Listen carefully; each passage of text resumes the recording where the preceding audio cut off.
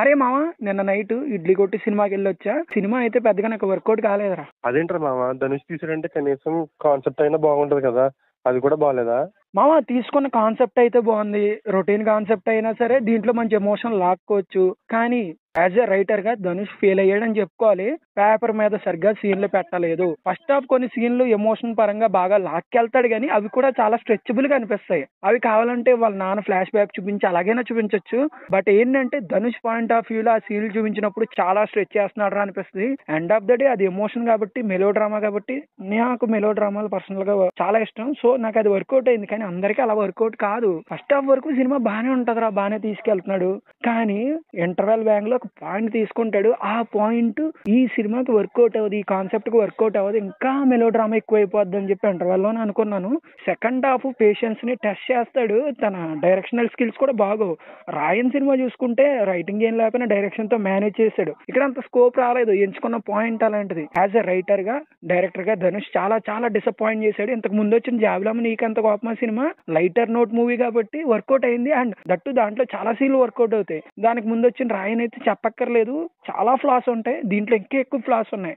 Writer పరంగా, direction పరంగా Dhanush fail అయ్యాడు అంటున్నావు. యాక్టర్ పరంగా వర్కౌట్ అయ్యాడు మరి?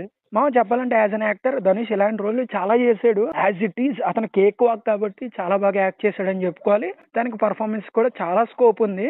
తనతో పాటు మిగతా ఆర్టిస్టులు కూడా బాగానే చేశారు. శాలిని పాండే కూడా మంచి రోల్ పడింది, తను కూడా బాగానే చేసింది. నన్ను డిసప్పాయింట్ చేసింది నిత్యామేనన్న యాక్టింగ్ పరంగా కాదు, నిత్యామేనన్కి రాసుకున్న రోలు నాకు అంతగా ఎక్కలేదు. ఎందుకంటే ఆ క్యారెక్టర్ కి జస్టిఫికేషన్ ఇవ్వలేదు. ఇచ్చినట్టు చూపించాడు కానీ నాకు అంత కన్విన్సిబుల్ గా అనిపించలేదు. అండ్ ఇంకా సత్యరాజ్, అరుణ్ విజయ్ వీళ్ళందరివి మంచి రోల్స్ అయినా సరే అంత గొప్పగా ఏమి అనిపించవు. అంటే ఇంపాక్ట్ ఏం చూపించలేకపోయారు అంత ఎక్స్పీరియన్స్ ఉన్న యాక్టర్లు అయినా సరే. అండ్ ఇంకా సముద్ర గాని ఈ రోల్ వేస్టెడ్ అని చెప్పుకోవాలి. ఓకే, మరి ప్రొడక్షన్ వాల్యూస్ సంగతి, టెక్నికల్ వాల్యూస్ సంగతి ఏంటి?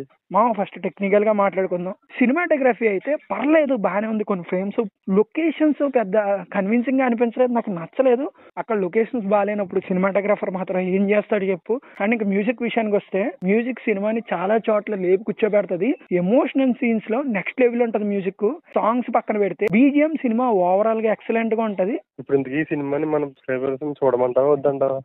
ఒకసారి చూడొచ్చు కానీ ఏంటంటే మెలో డ్రామాలు ఇష్టపడే వాళ్ళకైతే ఎక్కుతుంది ఖచ్చితంగా. అది కూడా ఫస్ట్ హాఫ్ వరకే. సెకండ్ హాఫ్ ట్రాక్ చాలా మారిపోద్ది. ముందుగా ప్రిపేర్డ్ అయిపోయి లో ఎక్స్పెక్టేషన్స్ తో అయితే ఒకసారి చూడొచ్చు, ట్రై చేయండి. అది కూడా ఓటీటీలోకి వచ్చాక ట్రై చేయొచ్చు.